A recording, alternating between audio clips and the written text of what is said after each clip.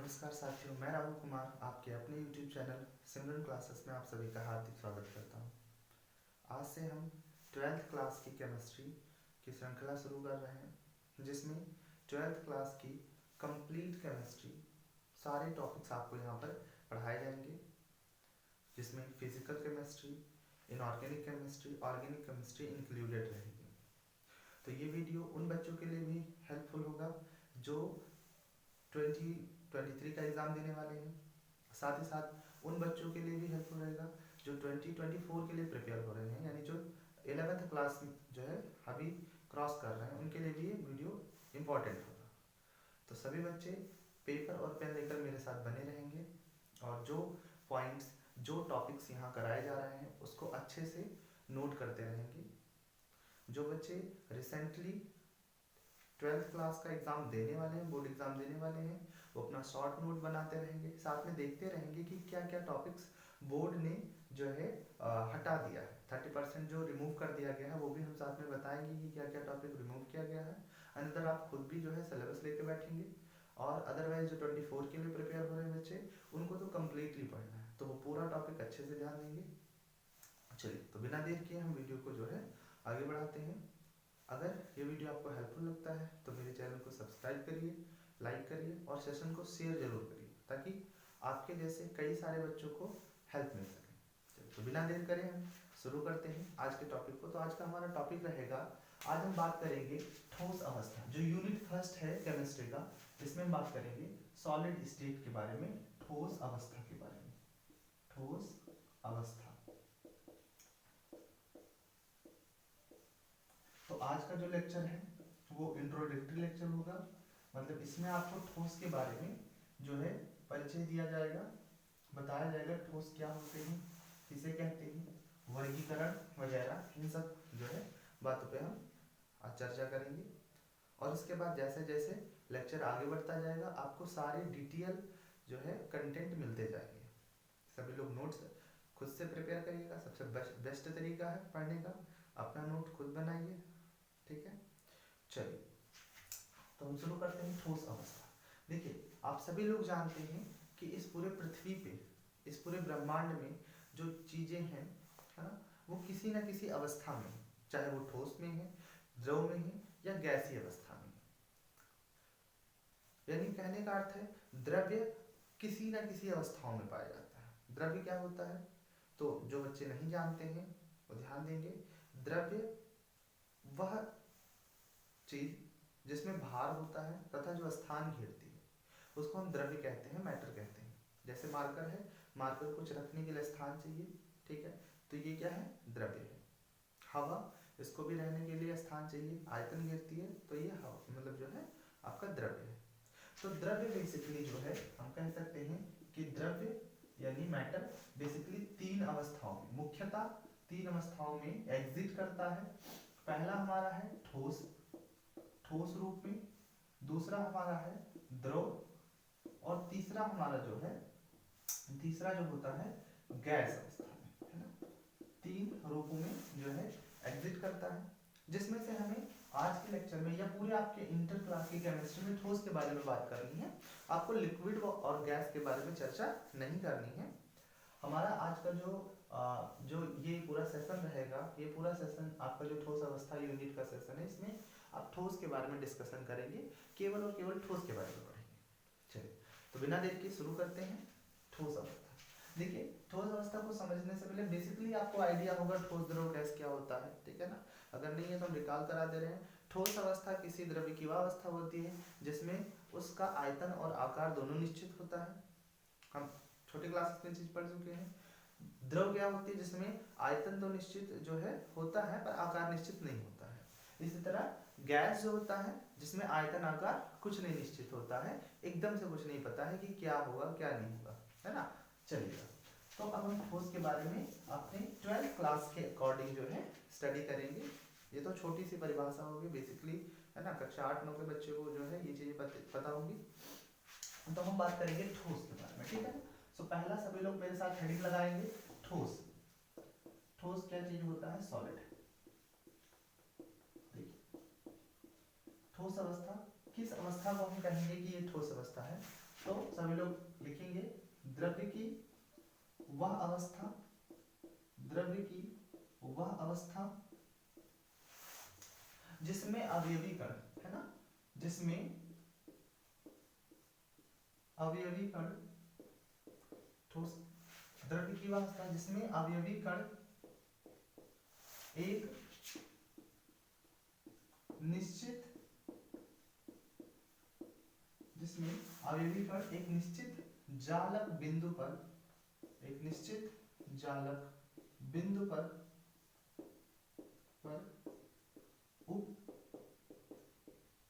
उपस्थित होते हैं। द्रव्य की वह अवस्था जिसमें अवयवी कण, है ना, जो उनके कॉन्स्टिट्यूएंट पार्टिकल्स होते हैं, है ना, सीपी इनको कहते हैं, तो वो एक निश्चित जालक बिंदु पर उपस्थित होते हैं तथा उपस्थित होते हैं तथा वे एक दूसरे से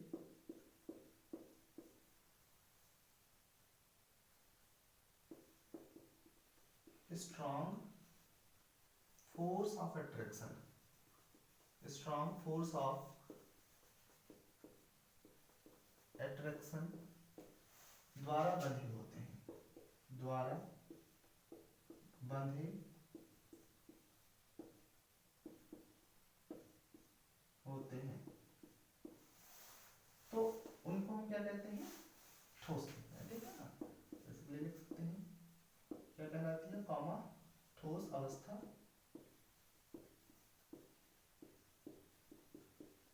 कहलाती है।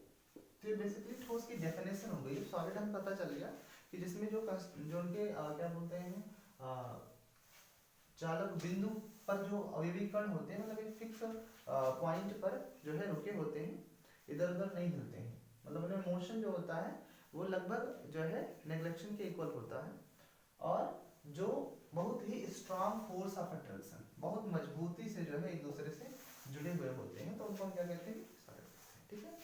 चलिए लक्षण क्या होता है, क्या इसकी प्रॉपर्टी होती है, लक्षण क्या होते हैं, देखिए लक्षण होता है सबसे पहला जो कि हम पढ़ चुके हैं कि इनका आकार व आयतन क्या होता है, निश्चित होता है, आकार व आयतन निश्चित होता है।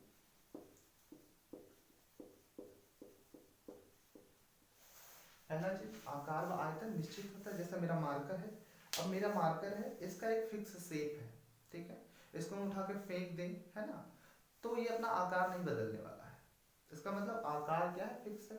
अच्छा, इसको रखने के लिए कुछ सर्टेन वॉल्यूम चाहिए, कुछ सर्टेन वॉल्यूम चाहिए, मतलब इसकी कुछ अपनी लंबाई है, कुछ चौड़ाई है, कुछ ऊंचाई है ना, तो अगर फेंक दे तो वो भी नहीं बदलने वाली है, तो यानी हमारा आयतन, जो हमारा आयतन है वो भी फिक्स है और आकार भी क्या है, फिक्स है, ठीक है। दूसरा हमारा जो है आयतन और आकार निश्चित होता है, साथ ही जो है इसमें सर्वाधिक यानी सबसे ज्यादा compare than solid, compare than liquid और जो है गैसेस, है ना, सर्वाधिक जो है क्या होता है, अंतरा, सर्वाधिक अंतरा आणविक बल पाया जाता है, सर्वाधिक अंतरा आणविक बल पाया जाता है, यानी जो है इनके मॉलिक्यूल्स के बीच जो अंतरा आणविक बल होता है, इंटरमॉलिक्यूलर फोर्स ऑफ अट्रैक्शन होता है ना, इंटरमॉलिक्यूलर फोर्स ऑफ अट्रैक्शन होता है, वो सर्वाधिक होता है, सबसे ज्यादा होता है, ठीक है ना। अब क्या होता है अंतरा आणविक बल, दो अणुओं के मध्य काम करने वाला बल जो होता है उसको अंतरा आणविक जो है बल कहते हैं, ठीक है, दो अणुओं को जो बांधे रखता है, जो खिंचाव होता है उनके बीच, उसको अंतरा आणविक बल कहते हैं। तो वो जो है ठोसों में सबसे ज्यादा होता है कंपेयर देन लिक्विड और गैस, ठीक है। चलिए तीसरी चीज जो है यहाँ पर जो हमें समझनी है, पहला आकार आयतन हम जान गए, सर्वाधिक जो है अंतरा आणविक बल जान गए। अब जो हमें तीसरी चीज पढ़नी है वो क्या होता है कि जो अवयवी कण है, अवयवी कण है, डेफिनेशन से इसको हम लेंगे, जो अवयवी कण है क्या होते हैं, निश्चित जालक बिंदु, कैसे, निश्चित जालक बिंदु पर उपस्थित होते हैं, निश्चित जालक बिंदु पर उपस्थित, निश्चित जालक बिंदु पर उपस्थित होते ठीक है, अवयवी कण निश्चित जालक बिंदु पर उपस्थित होते हैं।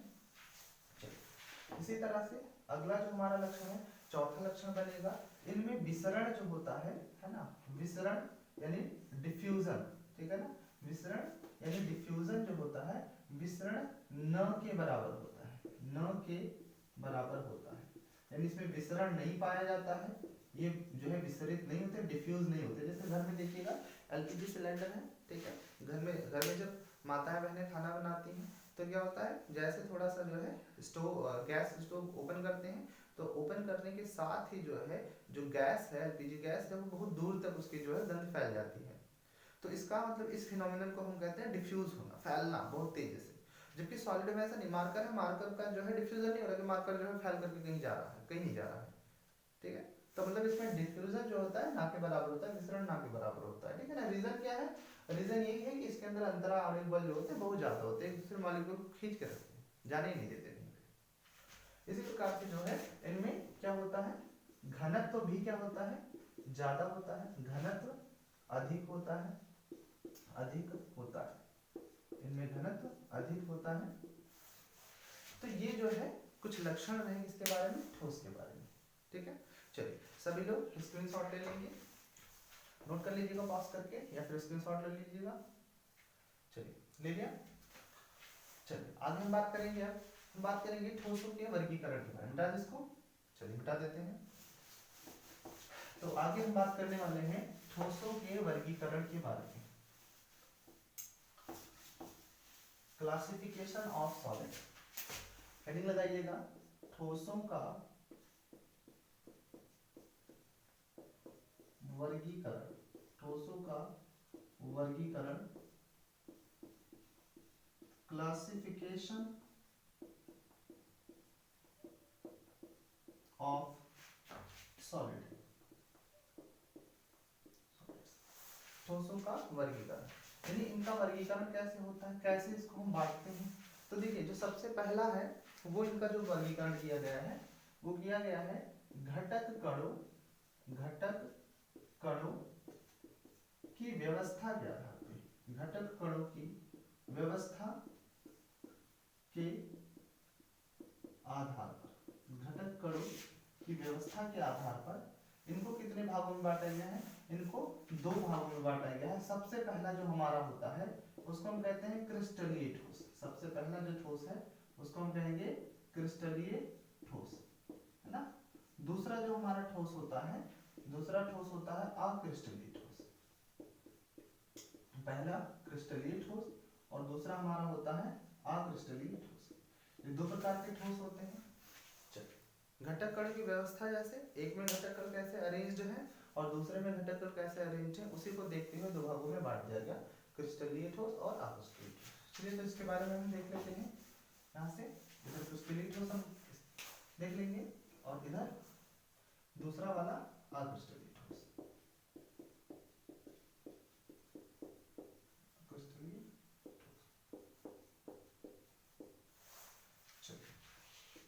एक तरह से देखिए एग्जाम में कई बार पूछ लेता है क्रिस्टलीय ठोसों तथा अक्रिस्टलीय ठोसों में अंतर स्पष्ट कीजिए।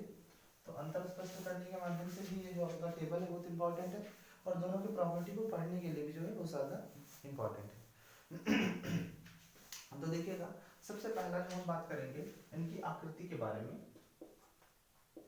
शेप के बारे में। जो पहला लक्षण लेंगे आकृति, तो देखिएगा शेप जो होती है, क्रिस्टलीय ठोसों का जो शेप होता है वो आकृति निश्चित होती है, ठीक है ना, निश्चित होती है, यानी फिक्स होती है आकृति, और साथ ही साथ जो है ये नियंत्रित नियमित होती है, निश्चित व नियमित होती है, रेगुलर होती है, निश्चित व नियमित होती है। जबकि इनकी आकृति क्या होती है, इनकी आकृति अनिश्चित होती है, अनिश्चित होती है व अनियमित होती है, अनिश्चित व अनियमित होती है। पहला गुण हो गया, ठीक है, इनकी निश्चित होती है आकृति, है ना, और इसमें अनिश्चित होती है, इसमें नियमित होती है, इसमें अनियमित, ठीक है। चलिए दूसरा हम जो लेते हैं वो अवयवी कणों की व्यवस्था, अवयवी कणों की व्यवस्था, कणों की व्यवस्था, यानी इनकी कणों की क्या व्यवस्था है अवयवी कणों की। तो देखिए अवयवी की कणों की व्यवस्था किस तरह से होती है इनमें। देखिए यहाँ पर जो होते हैं अवयवी कण वो दीर्घ परासी होते हैं, ये पॉइंट ध्यान रखिएगा, दीर्घ परासी होते हैं, ठीक है ना, मतलब ये लॉन्ग रेंज में होते हैं, ठीक है, बड़े रेंज में होते हैं, दूर तक फैले होते हैं। जबकि ये क्या होते हैं, ये लघु परासी होते हैं, ये लघु परासी होते हैं, शॉर्ट रेंज में होते हैं, ज्यादा दूर तक फैले नहीं होते हैं, ठीक है। जैसे मान लीजिए हमारे पास मॉलिक्यूल है, ठीक है ना, दो मॉलिक्यूल से मिलकर बना हुआ है।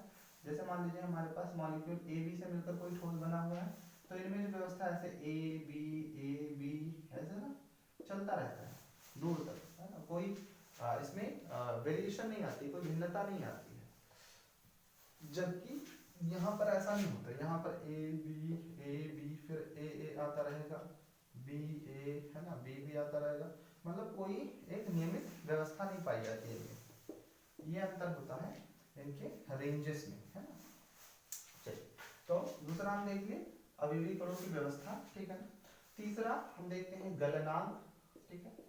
गलनांक क्या होता है इनमें, देखिए तो इसका जो होता है वो गलनांक क्या होता है, इसका निश्चित व तीव्र होता है। क्या होता है, निश्चित होता है व तीव्र होता है। जबकि इसका गलनांक क्या होता है, इसका गलनांक अनिश्चित होता है, गलनांक अनिश्चित होता है, गलनांक अनिश्चित होता है। और क्या होता है, धीरे धीरे पिघलता है, मतलब यहाँ गलनांक क्या होता है, धीरे धीरे जो है पिघलता है। जो ये ठोस होते हैं धीरे धीरे पिघलते हैं, ठीक है, बहुत ज्यादा जो है नहीं जो है परिवर्तित होता है ना। चलिए अगला जो हमारे पास है वो है शीतलन वक्र, ठीक है ना। अगला जो हम बात करेंगे, अब ये इसमें इंपॉर्टेंट जो है लक्षण इसमें हो गया ये शीतलन वक्र, ठीक है ना। इनका अगर हम देखें इनके बीच में हम जो है एक ग्राफ प्लॉट करें, ठीक है ना, टेम्परेचर वर्सेस टाइम, है ना। ठोसों के गलनांक में पिघलने के क्रम में हम क्या करें, यहाँ पे टेम्परेचर ले लें इन डिग्री सेल्सियस और यहाँ पर टाइम ले लें, और वो भी किसमें, मिनट में। एक ग्राफ प्लॉट करें तो क्या पाया जाता है कि ये मान लीजिए यहाँ पे हमने क्या ले लिया, टेम्परेचर ले लिया इधर बढ़ते हुए और इधर टाइम ले लिया। तो टेम्परेचर माने डिग्री सेल्सियस में 10 20 30 40 50, है ना, एंड सो ऑन ऐसे ले लिया आगे 60 70, ठीक है ना। टाइम ले लिया हमने जो है मान लीजिए 10 मिनट 20 मिनट 30 मिनट 40 50 60 ऐसे, ठीक है। तो हमने पाया कि जब हम इसको जो है इसका शीतलन वक्र देखते हैं, मतलब इसका जो ठंडा होने का क्रम देखते हैं, वो वक्र कुछ इस तरह से प्राप्त होता है, कुछ ऐसे वक्र प्राप्त होता है, ठीक है। मतलब जो है ये कुछ समय तक तो इनके ताप में परिवर्तन होता है, मतलब बहुत जल्दी जो है ये अपने जो है अवस्था में परिवर्तित होते हैं, जिससे गलित अवस्था से ठोस अवस्था में आते हैं।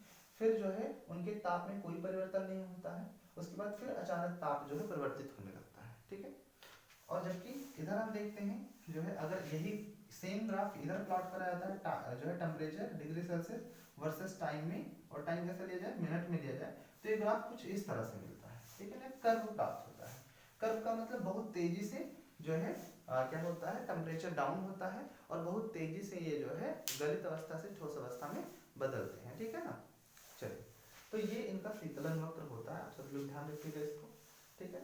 चलिए अब हम बात करेंगे अगला जो हमारा टॉपिक है, अगला जो हमारा इसमें लक्षण लेंगे, ठीक है ना। चलिए सबसे पहले नोट कर लीजिए इस चीज को, पॉज करके नोट कर लीजिएगा, चलिए नोट करिएगा सभी लोग, नोट करेंगे, चलिए पॉज करके नोट करिएगा, मिटा रहे हैं इसको।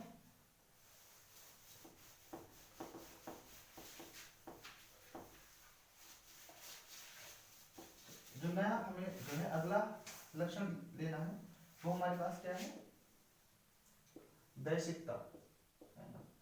दैशिकता बहुत इंपॉर्टेंट है, ठीक है ना। दैशिकता, दैशिकता क्या होती है, तो जो क्रिस्टलीय ठोस होते हैं वो कैसे होते हैं, विषम दैशिक होते हैं, कैसे होते हैं, विषम दैशिक होते हैं, ठीक है ना। ये जो होते हैं विषम दैशिक होते हैं, जबकि अक्रिस्टलीय ठोस होते हैं वो समदैशिक होते हैं, ये विषमदैशिक होते हैं और ये हमारे समदैशिक होते हैं। विषमदैशिकता का मतलब क्या हुआ कि जो है डिफरेंट जो है डायरेक्शन में जाने पर, अलग अलग दिशा में जाने पर इनकी जो प्रॉपर्टी होती है वो भी अलग अलग होती है, ठीक है ना। जैसे मान लीजिए हमारे पास जो है एक मॉलिक्यूल है, एक ठोस है AB, है ना, एक मान लेते हैं कि कोई ठोस है AB प्रकार का ठोस है और AB से मिलकर के बना हुआ है, एक उसका एक परमाणु A है, एक परमाणु B है, मिलकर के एक मॉलिक्यूल बनाए हैं ठोस अवस्था का। तो जो है यहाँ पर A B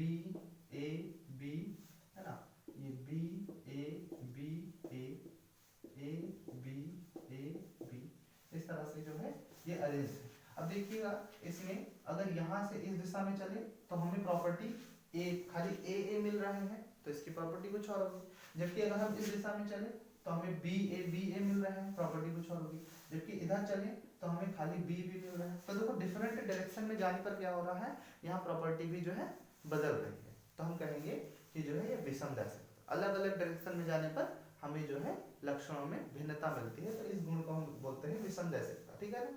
जबकि समदैशिकता में क्या होता है, इनमें जो है कुछ हमारा इस तरह से सॉलिड होते हैं, मतलब कोई एक सर्कल नहीं होता है, कोई एक मतलब आयाम नहीं होता है इनका, चाहे जैसे भी अरेंज्ड होते हैं, तो इस वजह से इनमें कुछ जो है लक्षण दिखते ही नहीं ऐसे, है ना, कुछ दिखता नहीं है, जिस वजह से इसमें विषमदैशिकता गुण होता है, मतलब चाहे जौन से डायरेक्शन में जाओ कोई फर्क नहीं पड़ता है, ठीक है ना। ऐसे जो है मॉलिक्यूल्स अरेंज होते हैं, बहुत रैंडमली वैसे अरेंज होते हैं।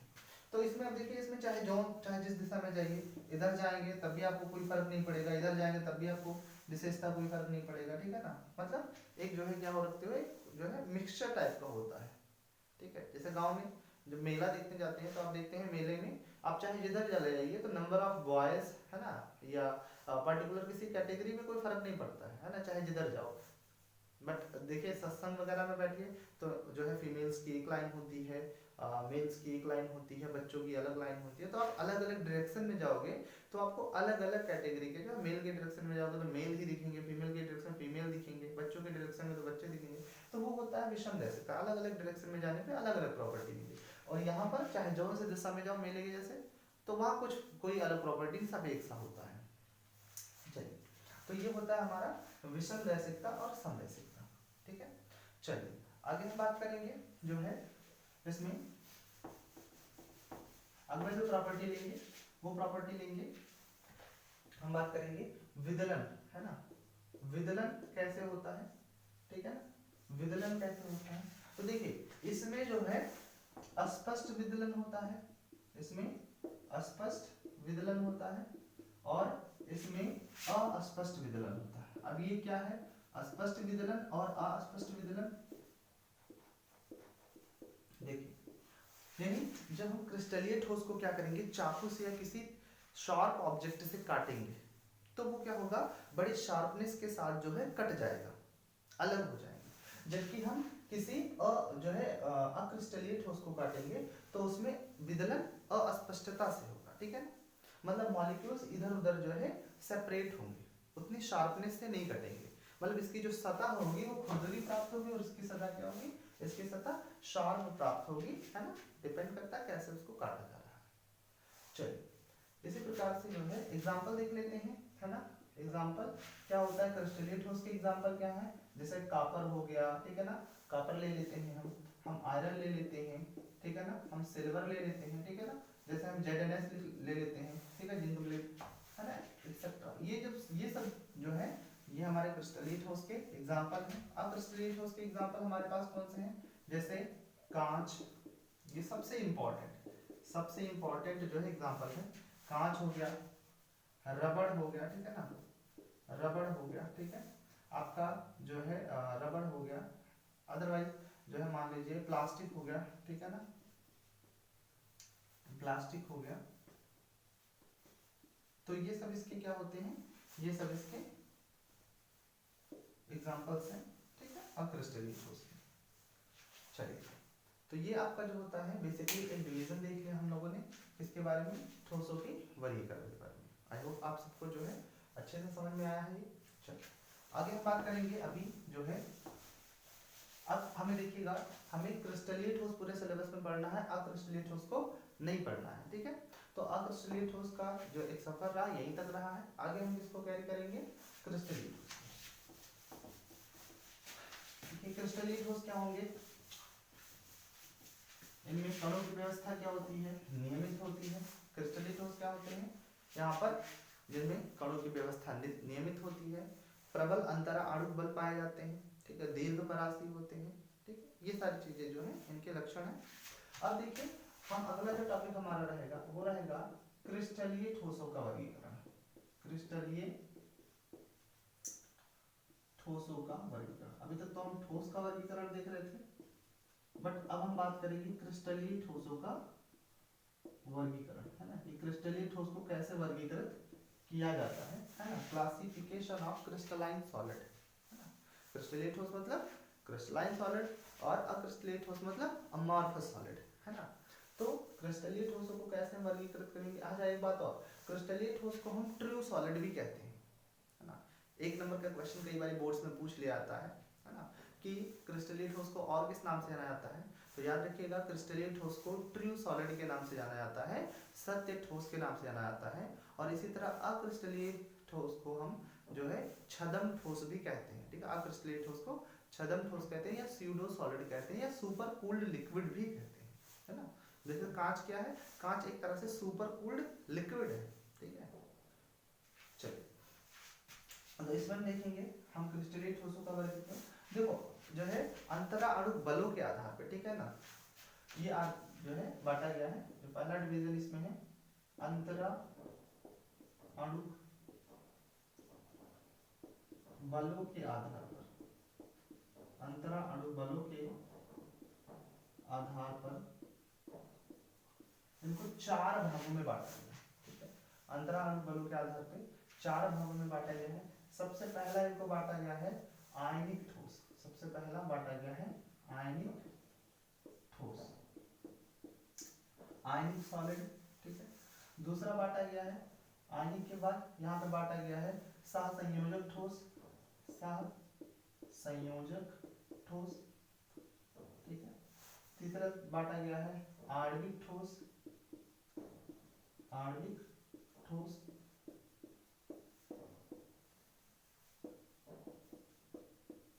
और चौथा जो डिवीजन किया गया है वो किया गया है धात्विक, धात्विक ठोस। तो इस तरह से इनको 4 भागों में बांटा गया है, आयनिक ठोस, सहसंयोजक ठोस, आणविक ठोस और धात्विक ठोस, है ना। आयनिक solid, covalent solid, molecular solid और मेटालिक सॉलिड, 4 भागों में बांटा गया है। चलिए एक एक के बारे में डिटेल बातें करेंगे, ठीक है, वन बाय वन नोट कर लीजिए सभी लोग इसको। 4 प्रकार के आणविक ठोस हुए, सॉरी क्रिस्टलीय ठोस हुए। क्रिस्टलीय ठोस 4 प्रकार के हुए, आयनिक ठोस, सहसंयोजक ठोस, आणविक ठोस और धात्विक ठोस। नोट कर लिए सब लोग।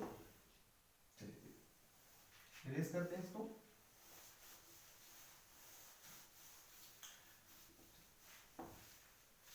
आप सभी लोग ध्यान से देखिएगा, ये सेशन आपको समझ में आ रहा है, हेल्पफुल लग रहा है तो वीडियो को शेयर करिए, लाइक करिए और जो है चैनल को सब्सक्राइब करिए, ठीक है।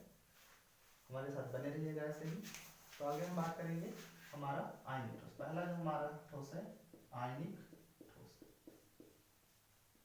आयनिक ठोस जिसको बोलते हैं आयनिक सॉलिड, आयनिक सॉलिड। देखिए आयनिक ठोस क्या होते हैं, वह ठोस जिनके घटक कण, देखेंगे सब लोग, वह ठोस जिनके घटक कण, जिनके घटक कण, वह ठोस जिनके घटक कण आयन, जिनके घटक कण आयन होते हैं, होते हैं तथा जो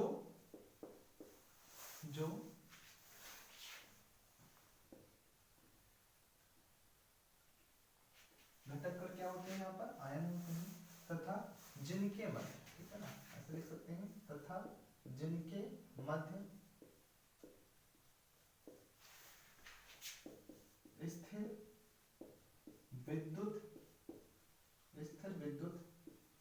बल पाया जाता है, इलेक्ट्रोस्टैटिक फोर्स ऑफ अट्रैक्शन, क्या बोलते हैं, electrostatic force of attraction, force of attraction, attraction जिसके अंदर, जिनके मध्य स्थिर विद्युत बल पाया जाता है, पाया जाता है, क्या कहलाते हैं, आयनिक ठोस कहलाते हैं, आयनिक ठोस कहलाते हैं।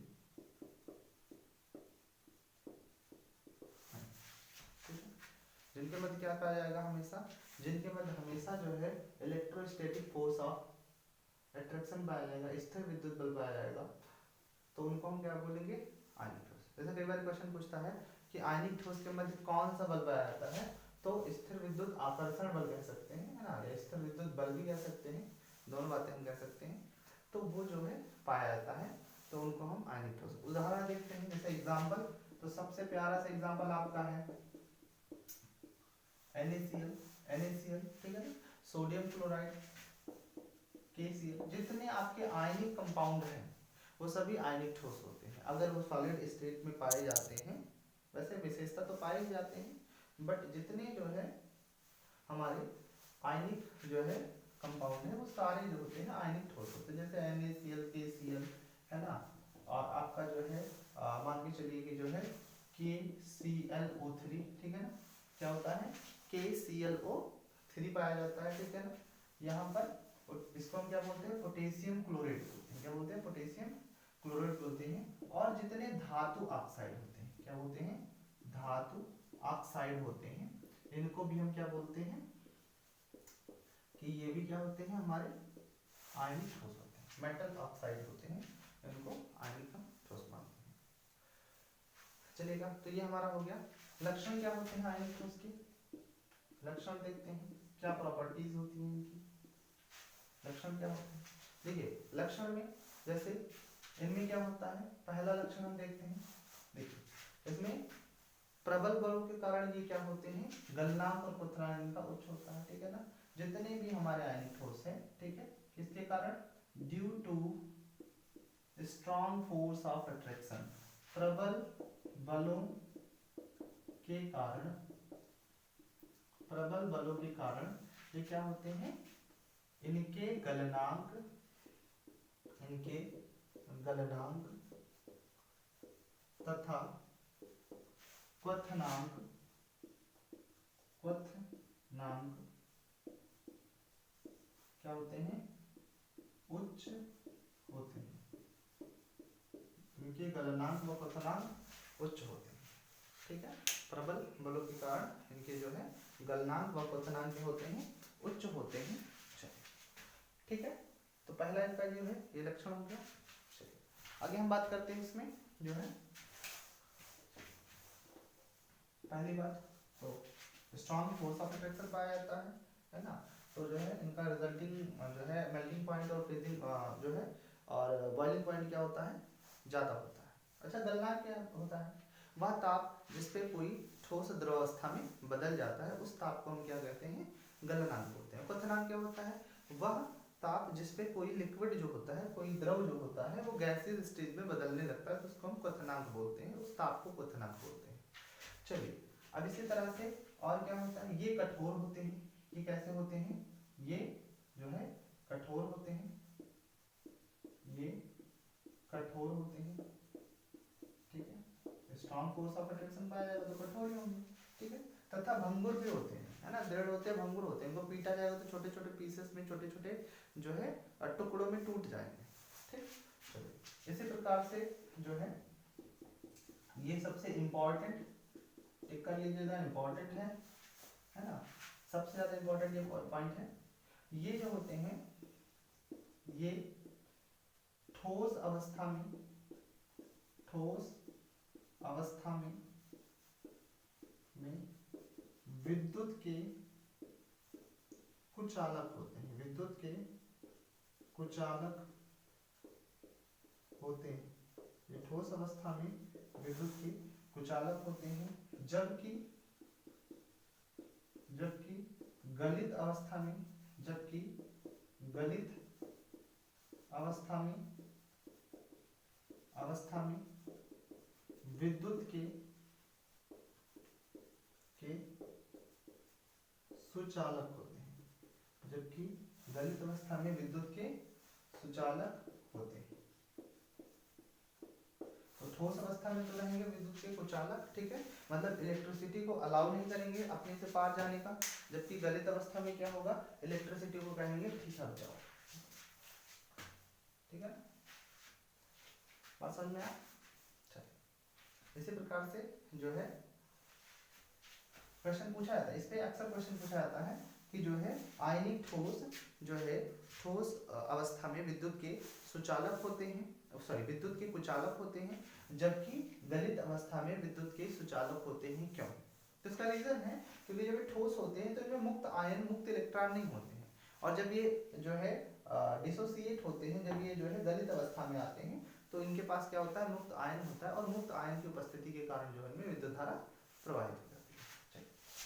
चलिए तो नोट कर लिया, चलिए बेटा इसको पॉज करके नोट कर लीजिए। तो ये हमारे थे आयनिक ठोस। अब इसी तरह से हमारा जो दूसरा ठोस है वो कैसा होगा, सहसंयोजक। जो सेकंड हमारा जो है सहसंयोजक, सहसंयोजक,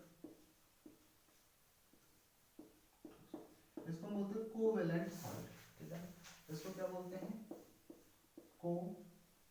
ठीक है, कोवेलेंट सॉलिड, कोवेलेंट सॉलिड, सहसंयोजक। इसी को और एक नाम से जानते हैं, इसी को हम अथवा लिख सकते हैं, अथवा नेटवर्क सॉलिड, इसको क्या लिख सकते हैं, नेटवर्क सॉलिड, कोवेलेंट सॉलिड, या फिर इसी को हम लिख सकते हैं नेटवर्क सॉलिड। चलिए समझिए सब लोग। देखिए तो क्या होते हैं ये वह ठोस, नोट करिएगा सभी लोग, वह ठोस जिनके घटक कण, जिनके घटक कण क्या होते हैं, घटक कणों में सहसंयोजक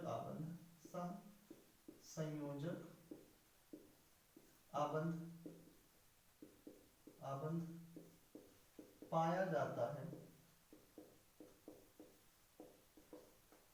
और इनके घटक कण क्या होते हैं, परमाणु होते हैं, सिंपली परमाणु होते हैं, ठीक है ना, जो एटम्स होते हैं इनके घटक कण होते हैं, और घटक कणों में कैसा आबंध पाया जाता है, सहसंयोजक आबंध पाया जाता है। क्या कहलाते हैं, सहसंयोजक ठोस कहलाते हैं, सहसंयोजक ठोस कहलाते हैं, ठोस कहलाते हैं। तो इनको क्या कहते हैं, सहसंयोजक ठोस कहते हैं। बात क्लियर है। इसी प्रकार से ये क्या होते हैं, ये जो है भंगुर होते हैं, ठीक है ना। देखिए जो हमारे आयनिक ठोस थे वो कैसे होते थे, वो भी कठोर होते थे, और ये भी क्या होते हैं, कठोर और भंगुर होते हैं, ठीक है। मतलब इनके लक्षण क्या है, तो लक्षण में हम देखेंगे तो लक्षण जो हमें मिलेगा वो पहला यही है कि ये कठोर होते हैं और भंगुर होते हैं।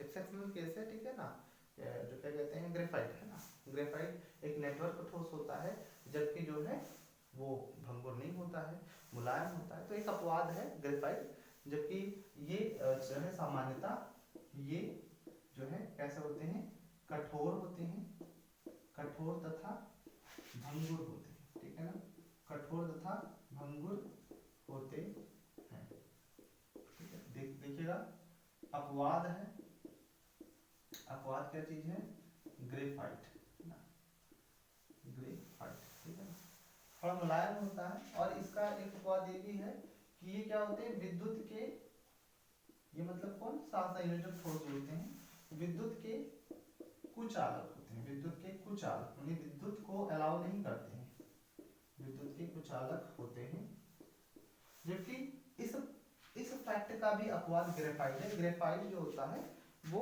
इलेक्ट्रिसिटी को कंडक्ट करता है, ठीक है ना, क्योंकि इसमें जो होता है इनके लेयर्स के बीच में काफी डिस्टेंस होता है। अगर हम कंपेयर करें कार्बन के दोनों अपर ग्रुप को, यानी ग्रेफाइट को और जो है हीरा को, डायमंड को कंपेयर करें, तो डायमंड से लगभग दोगुना जो है इनके परतों में अंतर होता है।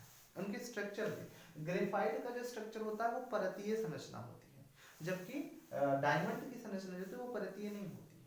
और दो मॉलिक्यूल के बीच का जो डिस्टेंस होता है डायमंड का, उसका जस्ट डबल है ना, लगभग दोगुना जो है अंतर होता है इसके परतों में।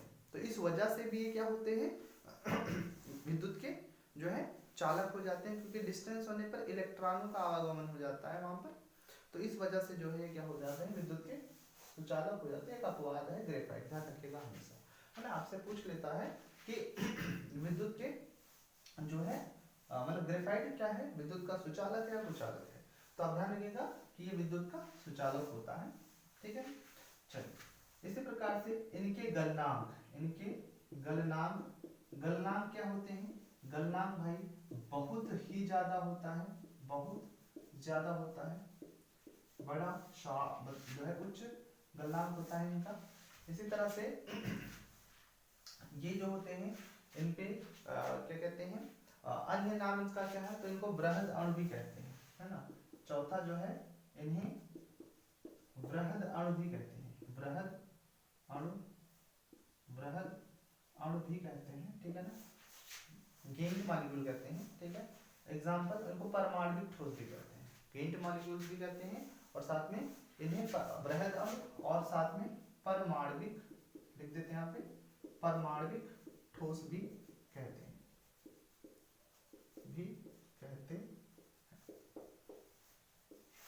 है। परमाणविक ठोस भी कहते हैं और साथ ही साथ इनको जो है हम बृहद अणु भी कहते हैं, ठीक।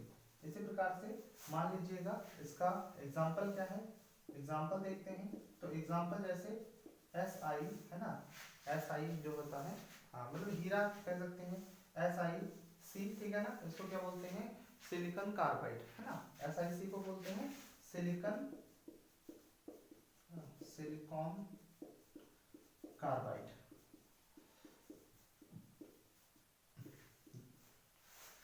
तो सिलिकॉन कार्बाइड इसका सबसे इंपॉर्टेंट जो है एग्जाम्पल है। और एग्जाम्पल है जैसे हीरा, ठीक है, हीरा भी एक अच्छा।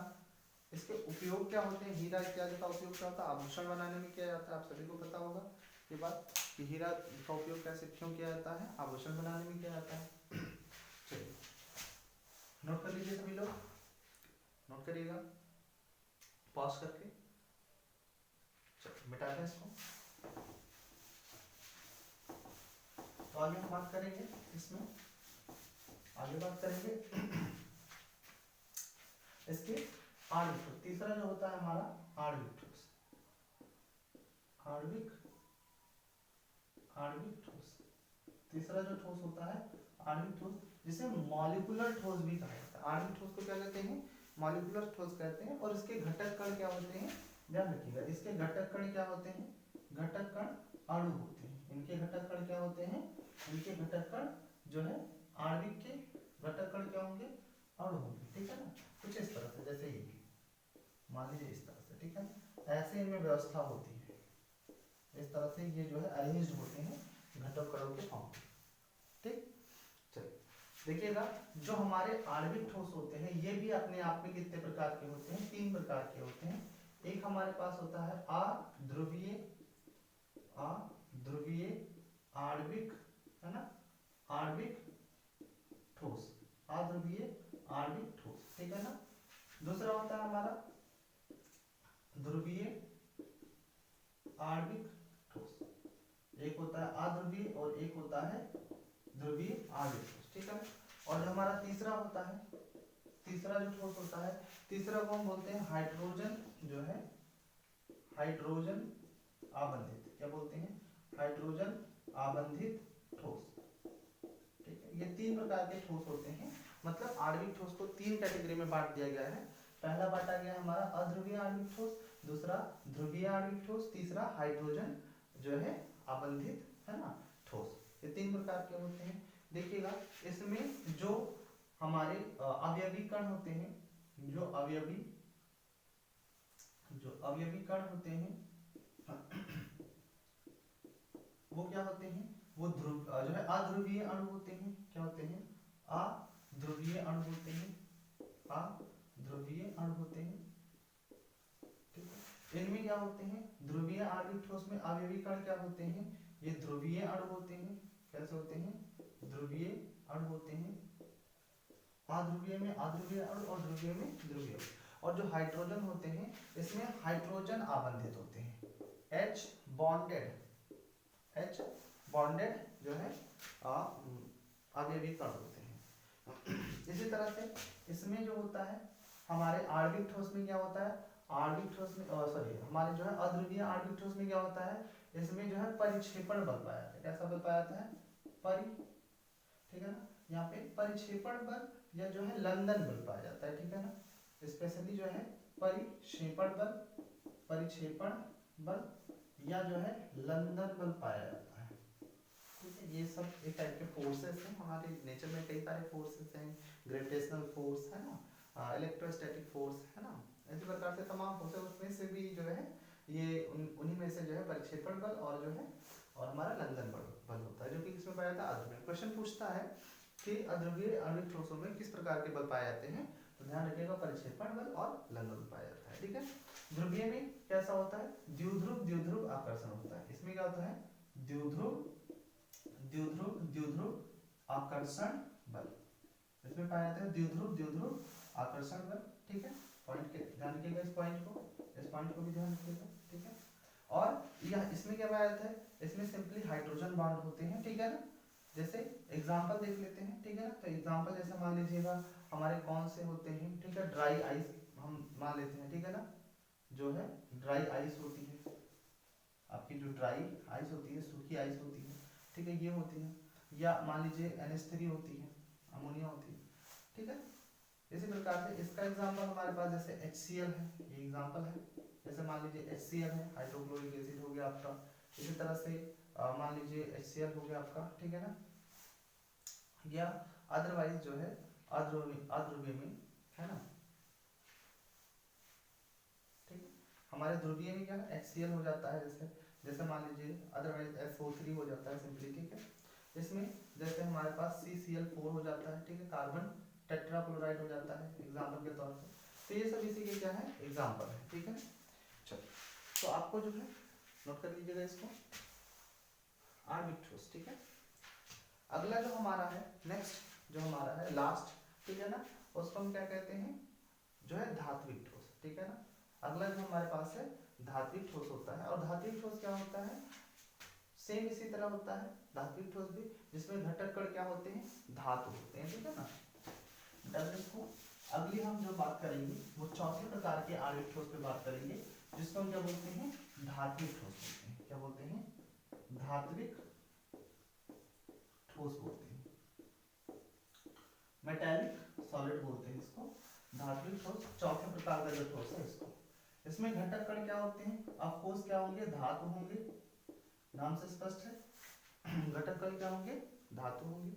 और इनके बीच क्या होता है? इलेक्ट्रॉन क्लाउड होता है। कोई स्पेसिफिक जो है बल नहीं होता है, एक टाइप का इलेक्ट्रॉन क्लाउड होता है, जिसकी वजह से क्या होते हैं?